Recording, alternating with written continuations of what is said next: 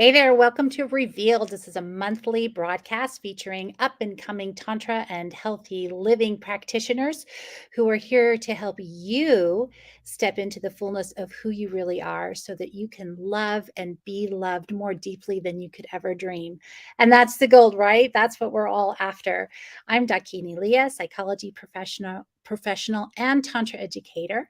And today we are talking about why you should join a men's group. If you are a man, this podcast is for you. And let's jump right into it. I just want to love you. I just want to love you. I just want to love you. Hey there. So, being an active member of a men's group is the secret sauce that can double or even triple your impact as a man, both professionally and personally. And yet, the concept of being in a men's group is widely misunderstood. And most men are missing this vital aspect to their success. And the reason I chose this topic for this month's Revealed episode is I've had women just coming out of the woodwork saying, can you help my man understand why he should be in a men's group? And so I thought I would turn to a professional. Pieter Van Winkle is a colleague of mine who lives in beautiful Paonia, Colorado. He is an embodiment guide and executive coach. And Pieter Van Winkle is here to dispel the myths about men's groups and help you get connected to a men's group, either with him or one near you, so that you can reach your maximum potential as a vital man. Now, before I bring Pieter on, let me tell you a little bit about him. Pieter has over 1,000 hours of training in embodiment work, in parts work, in Enneagram, meditation, in polarity, think David Data, wilderness survival, youth mentorship, and so much more. He is an accomplished clay artist and teacher, and his passion is bringing his own journey together with all of his training to help men reach their full potential, both professionally and personally. So Pieter is described by Melissa Dinwiddie of Creative Sandbox Solutions as a soul-centric facilitator and men's leader who combines wild, clear seeing with an inviting sense of humor. So without further ado, let me bring Pieter on here. Pieter, it's really great to have you. Thank you for being my guest on Revealed today. Yeah, it's my pleasure, Leah. Thank you for having me. You're very welcome. Let's talk a little bit about why men don't want to be in a men's group. What's so scary and off-putting for men in your opinion? What are you seeing? Why are men saying that they don't want to be in a men's group? Our men say, I think a bigger problem a lot of times is that, well, there's probably two problems. One is that men who probably would benefit from a men's group don't know it, and if it or don't know to want it. And then if they get through that gate where they're seeing men's groups or a men's group is offered, there's another hurdle, which is it's intimidating to be, to feel with men, we always want to sniff each other's butts and compare the size of different things right off the bat. And Right. There's always a sense of like who's in charge. And there's a way in which as men, we kind of only know how to compete or to compare or to fight. It's part of our programming. And it's really paradigm busting and paradigm shifting to ask us to step into something that sniffs and smells not that. Right. We're programmed to think that anything that's cooperative and collaborative, oh, that's for girls, that's for sissies, or maybe that's gay, or whatever your cultural programming is. But like the capitalist overculture has seen to it that there's almost no healthy off ramps. And so when one is presented, we just automatically we're either scared of it or we want to say we want to make fun of it. And these are, of course, like protective mechanisms to keep us from having more of what we actually want and need. We just are kind of afraid to ask for it. Right. I think that's what a lot of the women that I work with are running into from their men. They kind of sense that a men's group would be good for men, but they don't know themselves what the benefits of that would be for their man, or not specifically anyway. And then they feel that pushback from their man, that it's like you say, it's girly or it's gay or somehow it's not manly. Yeah, it really asks a man to be real with himself about like, is it actually working for me to only bring to, or to maybe never talk about what's hard? Or if I do talk about it, it comes out sideways or through anger, or, you know, the health of my relationship with my wife would be a really good sort of bellwether for how that's going for me. Mm-hmm. Am I able to admit that? If I wanted that to get better, am I willing to look at the ways that I contribute to that rather than always blaming her? So there's again, just some like inquiry that you kind of have to get to. And I find that men who are ready to join a men's group, they've kind of gotten past a lot of that, the sense of blaming, or the sense of like to some degree, like we're all going to, as men, we're always going to externalize and blame a little bit, but to get to a point where we go, okay, the jig is a little bit up. Like I do blame things on my wife, or I do blame things on my work. I am willing to look at the ways that I'm overwhelmed, and that's hard for me. And then the crazy thing is when we're at that place, a lot of times when we touch that for moments, we often will think, I'm the only one there. And that's part of what keeps us there, because we're afraid of revealing that. But then once we get into a men's group and we start to share, like, this is this thing that's hard, or I can't believe I'm saying this, but this is this thing that I struggle with. All of a sudden you Mm. look and every man is nodding and going, yeah, me too, brother. And it's like, whoa, Yeah. the So world opens up. what are men missing by not being part of a men's group? Well, that, right? Like the breaking the illusion that we're alone in Mm. our whatever it is we're struggling with, without whether, and there are these like being trapped in a sense of shame, in a sense of loneliness, Loneliness. Yeah. being one of the things that we miss is sometimes the toughest looking guys are most comfortable around women. And Mm-hmm. when they're around men, they immediately look at men as a threat. They immediately clam up, or don't trust them. And it's like, how's that working for you? Right. Like, It's like the um, me versus them feeling that really yeah. isolates. And you'll even say, guys will even say, well, I just prefer women. And it's like, we all prefer women. Women are beautiful and they're radiant. But when we collapse Yeah. in the, when we collapse as men in the face of what feels hard, that translates into how we are in our relationships, when emotions run high, when in Yes. our work, when things are weird. And so what we have to Right. do is Men actually aren't hiding anything. They're not hiding anything from women. I mean, we can sense this in men too. exactly. That And so collapse you talk about. like a great way to think about it is I say, I mean, iron sharpens iron. Like, in order more to have more potency, to have more capacity to stay as things get difficult, to be able to be someone that people look to as a leader, it helps to Mhm. put yourself into situations as men that'll help you to grow that, essentially that cultivation of conductivity, of ability to handle more sensation and more challenge, more discomfort, and go, I can still breathe here. I can still stay here. I can still show up here, rather than being like, I don't share my emotions. And if I do, I just share them with women. It's like, turns out that that's actually not very manly. That's very It's not, boily. because women don't challenge each other. When we're talking with one another, we empathize. And Mm, for us, that's how you reach the soul of a woman, is by saying, I understand what you're saying. I've heard what you're saying and I understand you. But men, or the masculine energy, they need something totally opposite than that. Right? They need somebody to call them on their bullshit or to keep them accountable. that's right. That's what's missing when men aren't part of a men's group.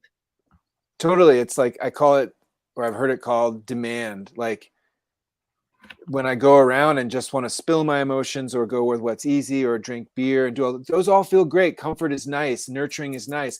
But where in your life do you have people who actually just go, no, or I'd like more from you, or you're not going to get that. And here's where I see you hiding from more potency in your life by doing that, that, and that. It's hard to want that. And it's even hard to see how it could be good. But man, that is, it's like a cold plunge. Like, it's like, I don't want to go sit in a cold plunge for 5 minutes, but then you come out and you're No, like, oh, what's next? Let's do this.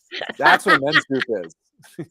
Truly. sounds very manly to get into a cold plunge. I mean, ask every men's group I've ever done, like a weekend thing that I've led, the women come up to me after and they go, what did you do to him? Like, he came out of that and he's like a light in his eyes. I mean, he was, and every guy I've ever talked to, and they come to just, weekly men's group, says, I always don't want to go. And then I do. And it's just like, oh, I'm so glad I did. Oh, that's You know? beautiful. Yeah. Are you finding too that you run into women who are just exhausted by their men who are leaning on them? We expect relationships to give us everything now, Right. including that moral support or that kick in the pants. And I think women are kind of tired of being that for their man. We I don't think know it how to. goes both ways, but yeah, I mean, like, in other words, but just to respond to that, like, totally, like, Yeah. women, like, I mean, I speak from personal experience. She doesn't want to be my therapist. She doesn't want me to come in and tell her about the problem that I just had with such and such. And then I get mad because she gets annoyed and doesn't want, and I think, what's the problem with the relationship? Well, this relationship doesn't work for me. She's not meeting my needs because she won't show up for me. And actually the deeper story is something like this. Um, I actually have to recognize that when I come in and sort of collapse in that way and ask my partner, my wife, to be that emotional support for me chronically, I'm not at my best as a man. Mm, I didn't sort of prepare before I walked in the room. I didn't do my short meditation or whatever it might be. I didn't It's like the wrong embodiment to come into the room almost like a boy and want to curl into mom's arms. Like, actually the right embodiment, and men's groups support this, is I'm identified with stillness. I had a tough day. It was hard. A lot was asked of me. Things didn't work out. And I mm. got that. And I have a place where that is going to be held and I'm going to be able to process through that. Now I'm going to come in and I'm just going to be present with my wife and see how I can support the family, see what's next. It's just like, when I do that, she lights up. She's like, when I do the other thing, yeah, she's like, do I have to be all this for you? Is there a place where you can take Right, this? it's too much for her, yeah. Which isn't to say, and I wanna touch on 2 points. One is that whether you're in partnership with a woman or with another man, for my gay couples who are watching this, the dynamics are very similar. And then the other thing to talk about is that sometimes women do wanna support men, or sometimes partners do wanna support partners, just maybe not so much. Yeah, or like the way I mean, I keep referencing last night's argument with my partner, but it's like, Ah! I mean, she was like, consent. Like, I'm totally up to be here for you. But what I would love is if when you have it, just ask me like, hey, I have something I want to process or something that's challenging, rather than just dumping it. Yeah, Worse, unconsciously dumping it, just coming in kind of like moping you know what I mean? Like, that's not wanted. that's not wanted, no. And you talked earlier too that not just about relationships in personal life, but in professional life too. Men who don't have the advantage of being in a men's group are really cutting into their potential. It's if they're walking around feeling lonely or feeling like they have to sniff a bunch of butts and have this power play, they're also cutting into their capacity for reaching their highest in their professional lives as well at work. Yeah, I mean, I think that for sure it's possible to not be in a men's group and be super successful, um, because that's the way the world is built. Like, just be, bigger, faster, stronger, smarter, greedier, whatever. Like, we live in this kind of atomized, um, Newtonian realm of just kill or be killed. But for men who are connecting to their heart, who are connecting to the sort of swamplands of, like, feeling like they've been had by the American dream, and feeling like all the output that they're making isn't really working for them, and that they're not feeling engaged, and they're not feeling inspired, and they're not doing what they're here to do. There's a way in which some kind of work is needed to help them undo the knots of trauma, of beliefs, of ways of moving through the world that has their potency be kind of limp. And also maybe part of it is that they don't believe that they can be who they authentically are and be successful. Like those two things don't go together. It's I've either got to be successful and not be me, or if I'm me, I can't make any money. And that can be blown up. And one of the ways that can be blown up is by helping people sort of palpate that muscle of being able to stay in their potency. And a men's group supports that. That is so beautiful. If you're just joining me, my guest is embodiment guide and executive coach Pieter Van Winkle, who's here to talk about how a men's group can double or even triple your impact as a man, both personally and professionally. So, Peter, how does a man get involved in a men's group? How do I, if I were a man, I'd want to know, okay, how do I pick the right group and how do I get plugged in? Yeah, well, there's a couple of different things. There's tons of men's group or organizations out there that offer like transformational weekends. So these are Sacred Sons. These are Illuman, like instead of Illuminate, Illuman. Illumin, that's cute. Yeah, there's the Mankind Project, and there's others. So sometimes that's what's needed. Like I need to go and just dive into the deep end for a weekend and see how that goes. Both, that's one. Another is sort of a local men's group, which I think it'd be great for people to get into. A lot of times those organizations have local networks, in particular Mankind Project. And so you kind of Google around and see if there's a local chapter of any of those organizations I mentioned. Then there's like online ways to be supported online. So I offer a little bit of those. They're all over as well. And, you know, for a man who's like, I need to get with men in one way or another, those are kind of your three options, like a transformational weekend with one of these organizations, a local sort of chapter of one of those things that exist, start my own men's group with a few other guys, or do something online. Those are kind of the options and the ways in. So there are lots of ways for a man to get connected. And then let's really talk about the benefits of being in a men's group. You had mentioned earlier about doubling and even tripling the capacity. So can you talk a little bit more about what that means and what it looks like? Yeah, I mean, in a bad men's group, that doesn't happen, because in a bad men's group, there's it's a sewing circle. We're not going to challenge each other. We're just going to sit around and talk about our story. In a good men's group, we're going to challenge each other's stories. We're going to listen and be curious. One of the things we're also not going to do is we're not going to project our own. In a men's group, one of the sort of core beliefs, and this is why we all encourage people to speak from the I, is that we're not here to perpetuate the beliefs that are getting us in trouble. In other words, everything that happens in the group, whether it happens to me or someone else, the thing to take away from it is, what does that tell me about myself? So if I feel triggered by, or if I feel upset or threatened or whatever the emotion is by someone else in the group or by something in my personal life, what is that telling me that I need to learn about or feel into or process in my own emotional life to help me unlock that patterned way of otherizing and blaming and staying in this kind of like small little, like I can't handle that, rather than being like, that bugs me, and wow, that teaches me about something about myself. Like already the man that does that, then when he goes home and is with his wife, she's going to go, something's different. You know, he's all of a sudden able, like normally when I said this thing, that would have sent him off. Instead, he's still here. What is going on?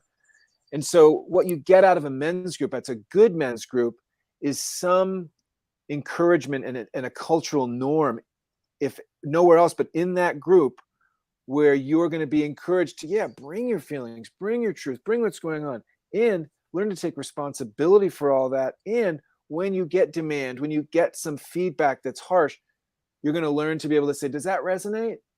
Ooh, that does. And now I'm supported to work through that.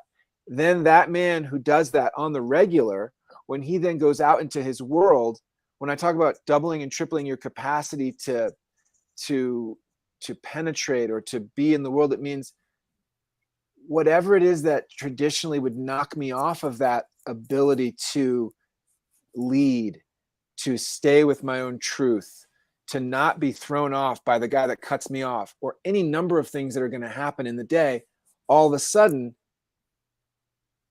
I'm more potent, I'm more powerful, I'm more, I say capacity because it's like a cup. Instead of being full after a little bit, whether it be sexual conductivity, sexual energy, or anger, or anything, all of a sudden it's like, it's just invisibly, I'm more present, I'm more capable. And what you go and do with that depends on where you're headed creatively, where you're headed relationally, where you're headed professionally. Maybe you want to increase your income. Maybe you want to have, revitalize your marriage. Maybe you want to end a relationship. All that.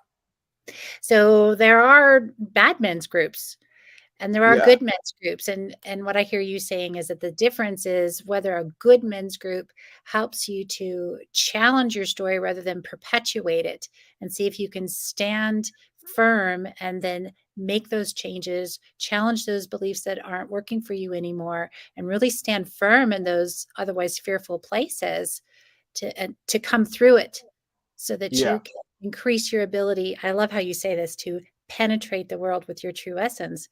That's really powerful. Yeah. I Can you agree. talk a little bit more about how being in a men's group can help to strengthen a relationship? How does that help a man increase his capacity to penetrate and create deeper intimacy in his relationships? So there's a way in which the core, and I'm borrowing a lot always from David Data, who's kind of a hero, and never worked with him or seen him in person, but I've read a lot of his And stuff and listened to him. Sorry, go David ahead. Data is the author of, the title was in my head and it The just Way of the left. Superior Man. Way of the Superior Man. Thank you. He's written a couple of other books too, but that seems to be the big important one, especially in tantra circles. Yeah. And that's a great book for any man out there. Go order it. Start with that. That'll be a great place to start. That, and also From the Core by John Wineland. Great books to start. It's like I'm not in a men's group, but I can feel this energetic, this potency, whatever Peter's talking about feels good to me. Go check those books out, because that's where a lot of us started. I started with that. And still reference those books from time to time. But to answer your question, there's a way in which the core male experience is that of feeling kind of burdened and always kind of like, fuck, another, can I swear on here? Like, oh, another thing. Yeah, you can swear on And here. okay. And everything in our life does that, right? Like work does that, kids do that, you name it, Yeah, relationship does that. And what we're looking for as the antidote to that is comfort, is freedom, right? That's why we watch sports. That's why we drink. That's why we may get high. That's why we look at porn, right? And there's a spectrum of how healthy these sort of coping behaviors are. right. But my point is that men we're sort of biologically made to seek a way out of that, to seek comfort. And that works if the goal is to release tension, is to get us to freedom instantly. But if the goal is to have more fulfilling relationships, to generate more income, and just specifically with your question, to just be more fulfilled and have our partner be more fulfilled, then that sort of impulse to release the tension in whatever way is really going to backfire on us in our relationship. Because as you said, women can detect your capacity, they can detect your trustability, they can Oh yeah. detect your basically capacity for discomfort or for pleasure. And not only do they, the lower that is, the less they trust you. Well, that, and I would say, or that is it simply, is that, but also I would say you're going to, as a man in that place, just kind of exit stage left a lot quicker in so many situations, whether it's an actual physical sexual penetration or in a fight or anything in between with your kids. And so a men's group or anything that is going to challenge you to stay, that is going to place more sensation and essentially evoke more of your inherent consciousness and your ability to remain present while things get harder is an instant upgrade to your relationship, because she feels you. She doesn't know what's different. She knows something's different. And the more you work that edge, the more you work that capacity, the more she's going to start to go over time. I can trust him with this. I I can can trust trust. him. And then when That's she can huge trust for women. you, she can Yeah. trust herself. And then when she can trust herself, you can really open her and take her where she wants to go, or him or them, depending on, we're talking about gender versus polarity and it's sort of the energetic way, but it's all the same. Yes. Catherine Woodward Thomas, in her book Calling in the One, really talks about a woman's need to be able to relax and surrender and to trust and feel cherished. So when a man can step into his fullness, as you're describing, that just opens a woman right up and increases that yummy, delicious intimacy between the two. Totally.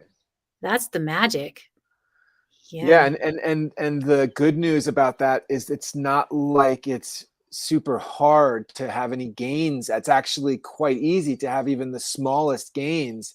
Just requires a little bit of understanding the dynamic, like, oh, that's where I collapse, that's where I go, that's what they're talking about. And just a small investment over here on the positive side, and that ability to stay gives instant reward. And so Instant it rewards. Yeah. So for all of you single men who are watching, the women want to date you when you're in a good men's group, not a bad one. right, they want Yeah. to date you when you're able to contact that sense of the story behind the story, the consciousness behind the sensation, that allows you to really rest in the infinite and in your own potency. That's super sexy and super intriguing, because then she It just wants to test it rather than be like, whatever, just another,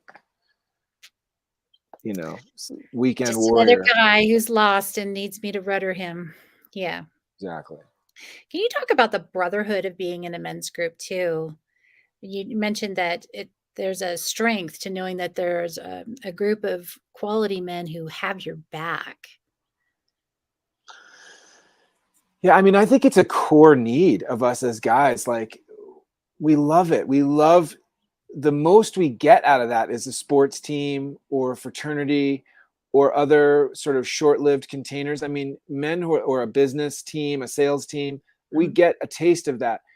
A men's group for sure borrows some of that and has some of that, but it's also holding us to something that those other groups only sort of catch as a kind of side effect of what they're trying to do.